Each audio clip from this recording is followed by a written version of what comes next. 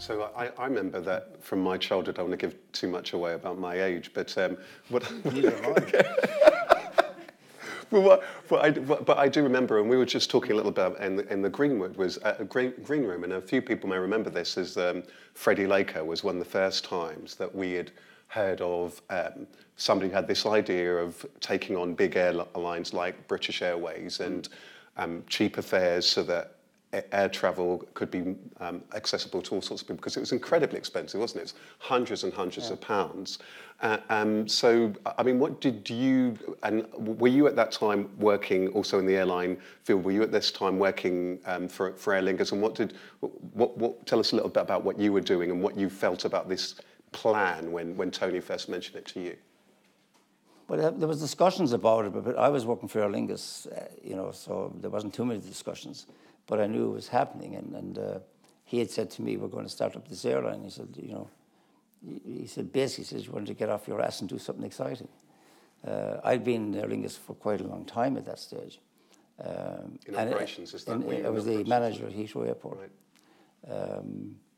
So it was new, and it was going to be a family business. So it was like a new challenge and something else to do. And so off we went. But the early days, were quite tough. But he had this vision that, as I mentioned, that, tourism is the biggest industry probably in the world today. But tourism only works if you have low fares and access. And that was his dream on that, to create an airline, to create competition, which hadn't been there before. No, I mean, he had this thing about Ireland. So many people had left Ireland, then immigration. I mean, they were leaving in tens of thousands. And there was no way back. I mean, that was the sad thing. And that's why he wanted to create, to get this tourism thing going, to get people in, and to get, they would pay and the economy would grow and stuff. And to create jobs. Yeah. There was very few jobs way back then in the 80s in Ireland. To create jobs, and also to create proper jobs that people could advance and broaden their horizons and stuff. Mm-hmm. I mean, it was on that basis that he found it. But it was obviously quite tough in the beginning. Yeah, I mean, talking about tough in the beginning, I mean, you started off with one leased airplane. How did you do it? Well, the first aircraft was a Banderanti. It had 8 seats. We flew from Gatwick, funny enough, to Waterford in the southeast of Ireland. And we had a height restriction, funny enough, on those airplanes. The cabin crew had to be less than 5'2", otherwise they couldn't stand up in the cabin. It was quite difficult for passengers getting in, but at least they sat down, the crew had to stand up. But that's how it started. And I suppose to a large extent, the larger carriers probably ignored us because they said they're not going to make any impact operating with, just one aircraft a day. But then we got another second type of airplane, a 748, which had 44 seats. And then we got on the London-Dublin route, which is the busiest city pair in the world, between London and Dublin. So it was growing then, even at that stage. And people were flying because even then they were charging like £100, where the normal fares were 500 and had been up to then. So people saw this and they said, this is good, we like it, and it's helping everybody. Lots of us in this room run businesses, and we're thinking about how we're going to grow those businesses and what the marketplace is like and about competition. I would imagine that the airline industry is particularly challenging and cutthroat. What was the competition like when you wanting to cut an airfare from £500 to £99? Well, I think they laughed really because they said this is only going to last 6 months. They won't be able to sustain it. But then when the 6 months came up and we were still around, they said, "Oh, they'll be gone in a year."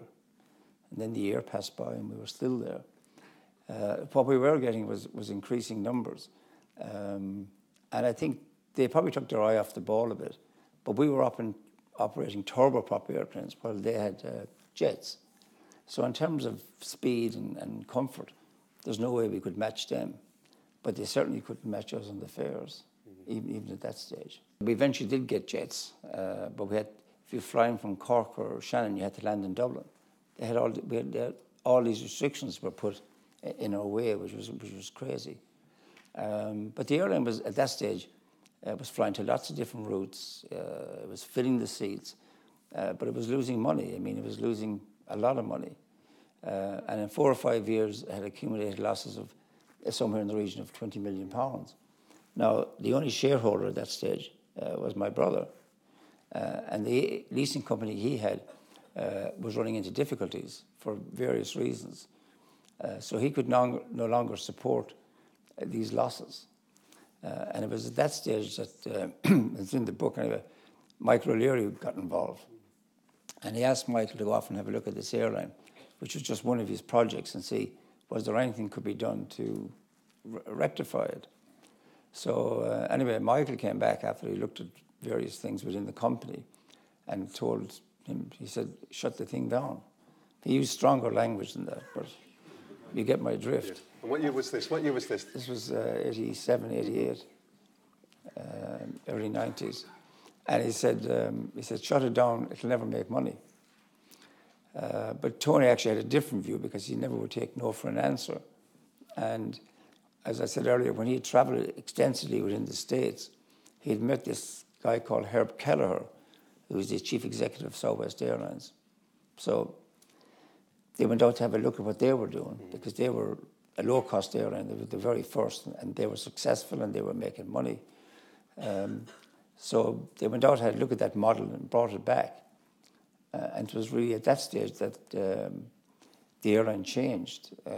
It had got some 737s, and then, all this free stuff, so-called free, went out the window. And they operated point to point, and people had to pay for their meals or drinks or whatever it was on board. And it's just the one type of airplane. And that really, I think, what was the start of it. And of course, then having jets, we were able to compete with the other carriers.